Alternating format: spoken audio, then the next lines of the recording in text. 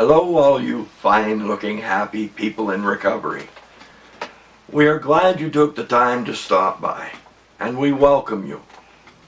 If you're new to the blog, we hope you find something here that will be useful to you. And if you're a returning visitor, we're grateful you take the time to come back and see us. What we're trying to do here is to create a safe space for people who are in the process of recovery to ask a question, make a suggestion, or even possibly share a little bit of their own experience, strength, and hope with others in a spirit of community. I've been doing a bit of research, and it comes out of the UBC in BC, and they're finding that the opposite of addiction is not sobriety. It is community. Together we can do what we cannot do alone. But anyway, I digress. We're speaking about principles, and tonight we're on the principle behind step 7, and that is trust. And if you're like me, over the years you have given your trust to people and they have broken it. But instead of forgiving, I went straight to resentment. And over the years that has harmed me more than it's harmed the people I've been resentful at. Losing trust is painful, especially if you're losing the trust of your family. And they're only doing it to protect themselves. But most of all, we lose trust in ourselves.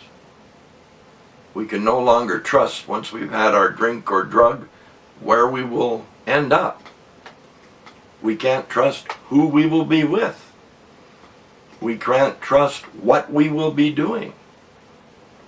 We can trust nothing, because our addiction takes control and we don't know what's going to happen.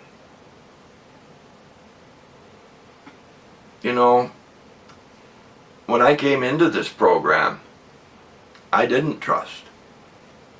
I walked into the rooms and I seen all these happy, laughing people, and I thought, okay, what do they want from me?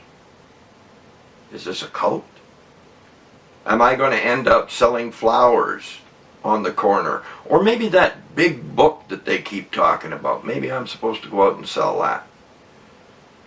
So I asked my sponsor, what do you guys want from me? And he looked at me and he laughed. And he said, young fellow, what could you possibly have that we would want? And I lost my fear of trust right there. What he said made sense. I had nothing. They had it all. And all I needed to do was trust that what they were telling me was the truth. I believe my recovery started at that moment. And I trusted what they said, and I followed their direction. But I had a bigger problem. They were talking to me about this higher power that I was going to have to trust. How am I supposed to trust something that I can neither see, hear, feel, or touch?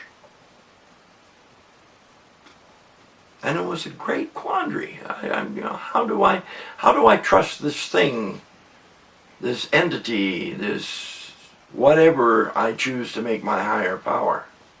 And over the years, I have found that I can see, hear, feel, and touch him. I see him in the eyes of the newcomer every time hope returns. I hear him in the voices of the messages being shared in the rooms. I touch him every time I get or give a hug.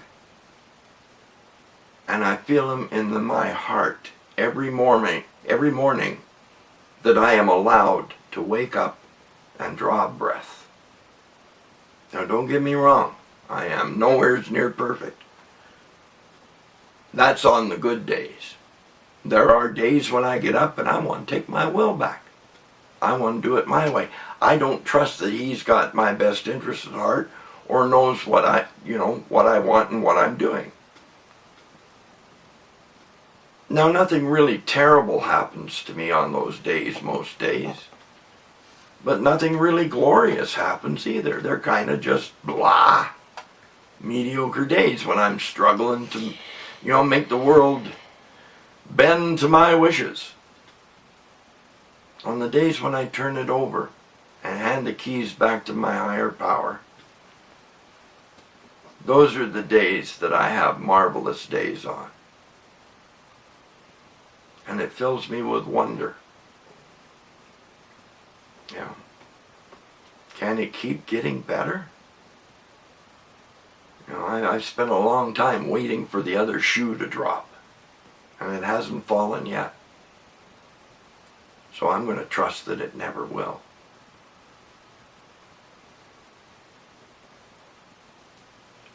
Trust is difficult. And it's something that you just have to. I can't tell you how to do it. You're going to have to figure that out on your own.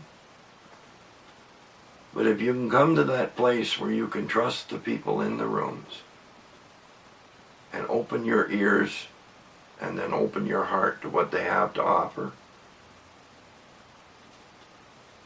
you might find that your life begins to improve. I was asked to speak the other day, and one of the things that I said was, none of us gets out of this alive.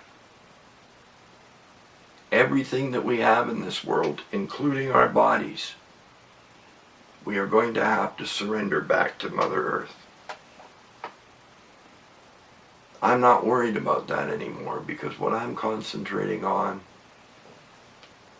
is what's inside, what's going to go on. And I'm hoping that my Creator, my higher power, is happy with the way that I'm willing to live my life now. So I really thank you for being here and taking the time to view our video. I don't know whether it's helping anyone out there, but I know it's certainly helping me to make them.